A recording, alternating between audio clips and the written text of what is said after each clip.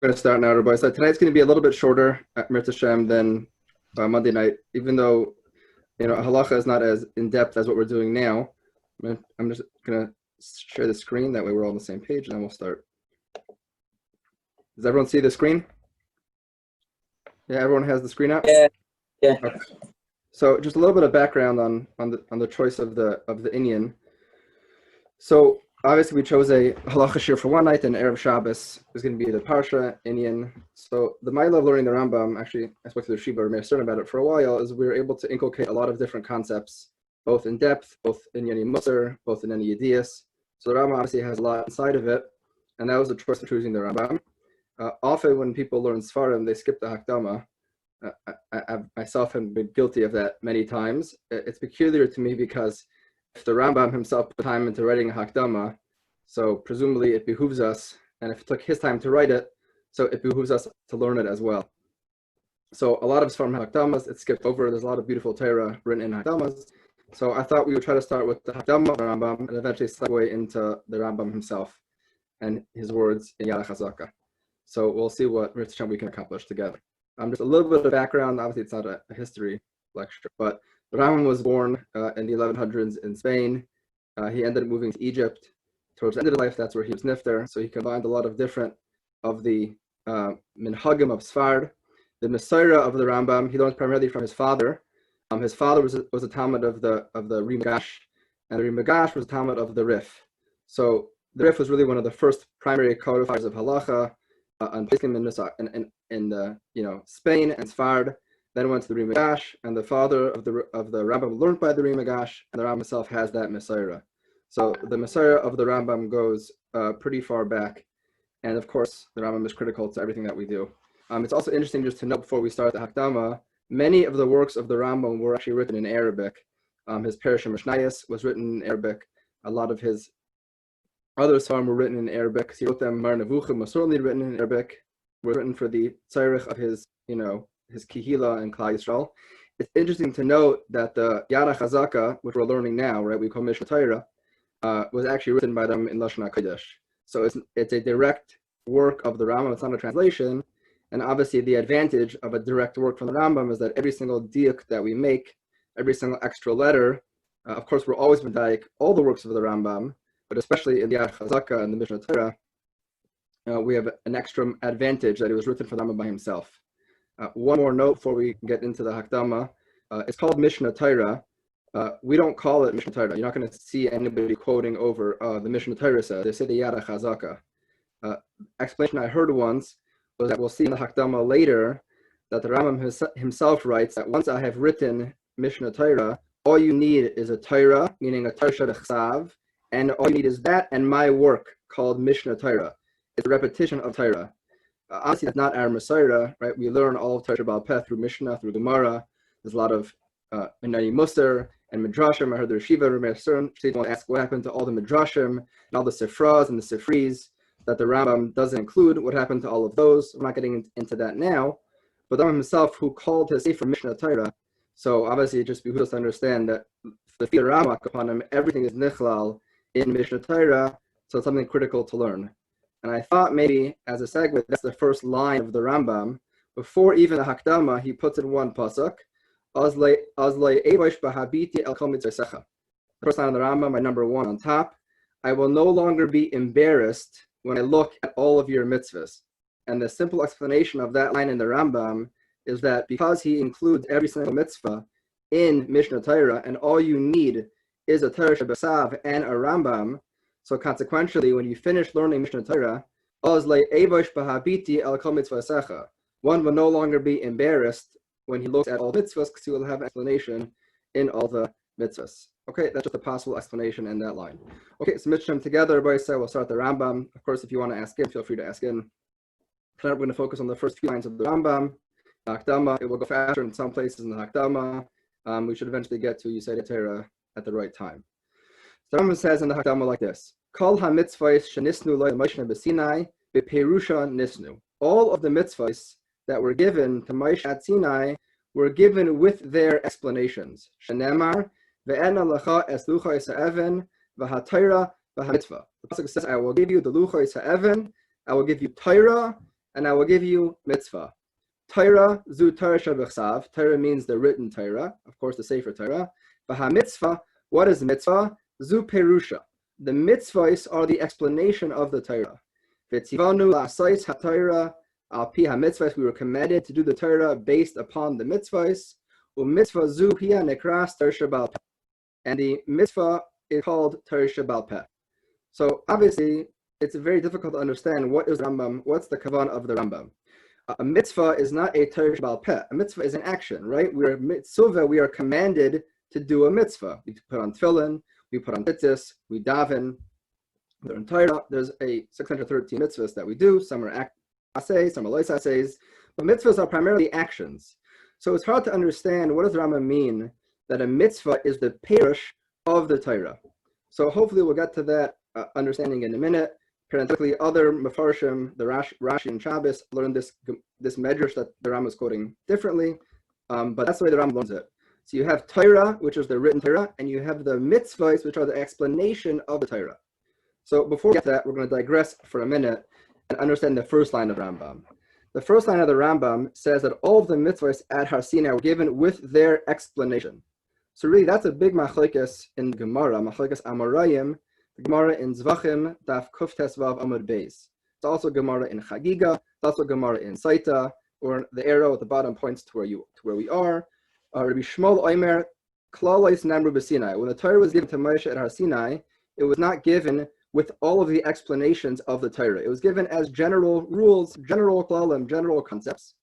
And upratos b'oil moed, and the specific dinim were given at oil moed, and they were given later. So according to Rabbi Shmuel, it's interesting. When Moshe got the Torah at Sinai, it was not the full Torah. It was only a portion of the Torah, and the specific halachas were given later. However, Rabbi Akiva Omer, Klalais upratos namru b'Sinai. Now everything was given at Sinai. All of the general mitzvahs and the pratos and the specific dinim also were given at Sinai. It's just a very interesting machlokes to know, right? How did our Messiah start? Did it start with everything at once, or it started, so to speak, with general and then a funnel towards details? And there's a lot of Torah written about that. That's certainly beyond the scope of this shift tonight.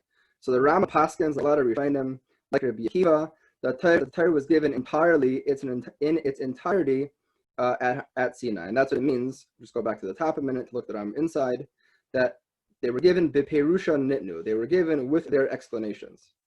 So the obvious question, which a lot of Mefarshim ask on the Rambam, is that we see subsequent to Matan Torah that a lot of mitzvahs were not clear to Moshe. The Chazon Ish and Orach Chaim in Kuf Chafetz, Marwaka number 3, again where the arrow was pointed. This is in Ois Daled. V'hinei le'nemer b'Sinai din hamachal Shabbos. We know Moshe was perplexed by the Machal Shabbos, what to do with him. The din hamagadef, and the din of the Megadef. Perish nachlois, and of course B'nai Tzlachad is a famous issue that Moshe had. He had to ask HaKadosh Baruch Hu what to do with B'nai Tzlachad. So if it's true that at Har Sinai everything was given to Moshe Rabbeinu, all the pratim and all the klalos, so why was Moshe perplexed? Why was he bothered by halachas? Everything was given to Moshe Rabbeinu.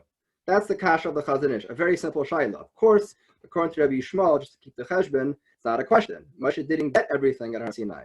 But according to Rabbi Akiva, which is a lot of Rishon Paskin, had you touch Pashat Psukim in Chumash. So the Chazon Ish gives two terutzim. Umekom makoim zak there.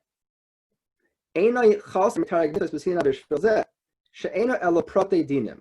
So the Chazon Ish, I'm going to say the Stapler explains the Chazon Ish a little in depth, just because in general the Chazon Ish was mekatzer, he shortened his lashon, but he says that only the pratim. I'm sorry, it's two terutzim. The first part of the Chazon Ish is that really, even though all the mitzvahs were given, but not every single detail was really given. So that's hard to understand what that means. If we paskin that everything was given at Har Sinai, so what does that mean that certain things were withheld from the Rambam? So that's the first teretz of the Chazon Ish. For Ulai, another teretz, the Chazon Ish, even though he received everything, but he wasn't able to paskin everything that he wanted, unless the Kadosh Baruch Hu told him, give over that mitzvah, paskin like that. So he got everything as a concept, as a halacha, but it wasn't given over halacha lamaisa. So there's two terutzim of Chazon Ish. Again, the first teretz, which is hard to understand, is that when it says pratim, it doesn't mean every prat. So that's hard to quantify what that means. Again, that's a Chazon Ish's first teretz. The second teretz is that no, everything was given over. However, Moshe himself had to ask Kadosh Baruch Hu to pass in each shaila. V'lachein, zot the Chazon Ish, hutzrach lahakriv mishpatan lahashem. He had to go ask Kadosh Baruch Hu for Machalel, for Megadef, for Bais Tzlavchad, v'yidei zeh, and through this, it's Tzaveh lahagid Yisrael. And that was a seder of giving Torah over to Klal Yisrael. Moshe got everything to learn it, but it wasn't effective yet to paskin. Subsequent to that, he was able to paskin it. So the second explanation of the Chazon Ish is really expanded somewhere else. He's not quoting the Chazon Ish, but he says very similar Yesod. This is Rabbi Millman Feinstein, who was the son-in-law of the Brisker Rav. So I think it's actually a cousin of Rav Moshe. I don't know if it's the first cousin or second cousin. Clearly the Mishpachas Feinstein took a lot of Chachma, Satira, and a lot of brain power as well. Right? Gainei Olam. So he says like this: for Ulai, the same question as the Chazon Ish. If Moshe got all the pratim at Har Sinai, so how was Moshe bothered? You get a Lahavdil, a textbook with all the answers, right? Lahavdil, of course. So everything is there. So what does that mean? He was confused later. Moshe was the first guy in Ha'olam, the biggest, right? The Moshe Kishal Oid, nobody else like Moshe. So Zak the Chazon, Zak the a similar teretz to the Chazon Ish. V'ula yesh loymar the be'emes b'Torah yedias ha'Torah. In terms of yedias, in terms of knowing all the Torah, Moshe really knew everything at Har Sinai. He knew the klalim, he knew the pratim. Everything was given over to Moshe. But when it came to the halacha l'maisa, nimsar be'eisha yitzarach l'das halacha l'maisa. That was only given over that when he had to know how to paskin specifically. So then he paskin based upon those halachas. But they weren't given over as halacha l'maisa. They were given over as Yediyos HaTorah. So I thought that it comes out very nicely, both the Chazon Ish and Reb Chil Michal, a teretz to the Rambam. We were asking in the beginning of the Rambam, what does that mean that the mitzvahs are a chelik of Torah Sheba'al Peh? The mitzvah is an action. We do an action based upon the tzivoi. We're mitzvah to put on tefillin, mitzvah to wear tzitzis, mitzvah to do a lot of things. But what does that mean that the mitzvah is the explanation of the Torah? But lefi these two achronim, which maybe is the shot in the Rambam that we'll say together, Mirz Hashem, lefi these achronim, when the mitzvahs were given at Har Sinai, they were also not given to be done. They weren't given as actions. They were given as a chelik of Yediyas HaTorah. They were given as a chelik of Chachmas HaTorah to know the Torah, but they weren't given as actions. They were given as explanations on the Torah.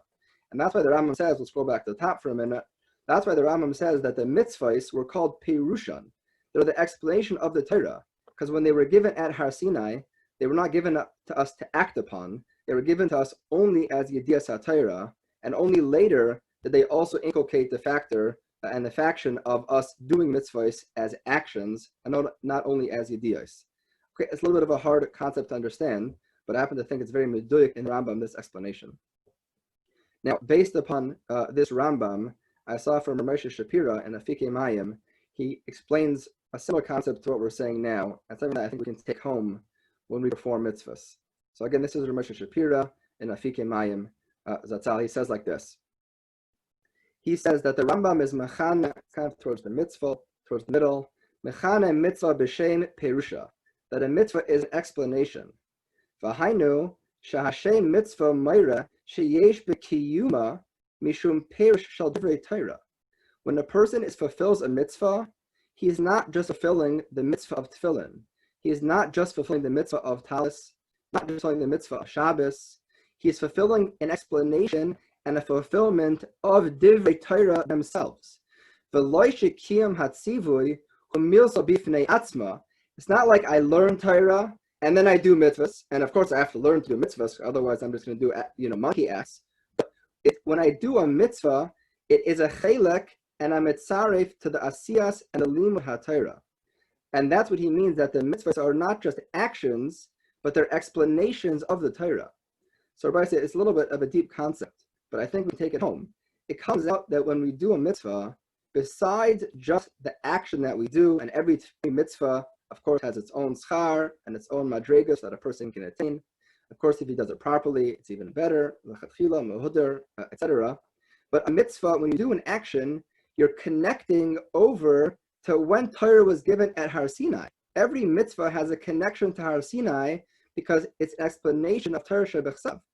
Every single mitzvah that we do, regardless of the mitzvah that we do, connects us to the emunah and the bitachon and the Ma'amad Har Sinai that every single yid put into himself every single day. So it comes out of this Rambam, the Hakdama, that mitzvahs are not just actions that we do. Of course, we're mitzvah to do mitzvahs, but we have to recognize on our own that when we do a mitzvah and we learn mitzvah, so all of the limud Torah, all of the chachmas Torah, all of the learning and depth that we put into a mitzvah, that all gets built into our mitzvah. And it's not that we learn and then we do mitzvahs. Every learning that we do, every time we learn halacha, every time we learn another angle, another perspective on a mitzvah, all of that gets put into the mitzvah that we are doing. And of course, our mitzvahs connect us all the way back to Har Sinai because they are explanations of the Torah. They're a chelek of the Torah. They're not just actions that we do.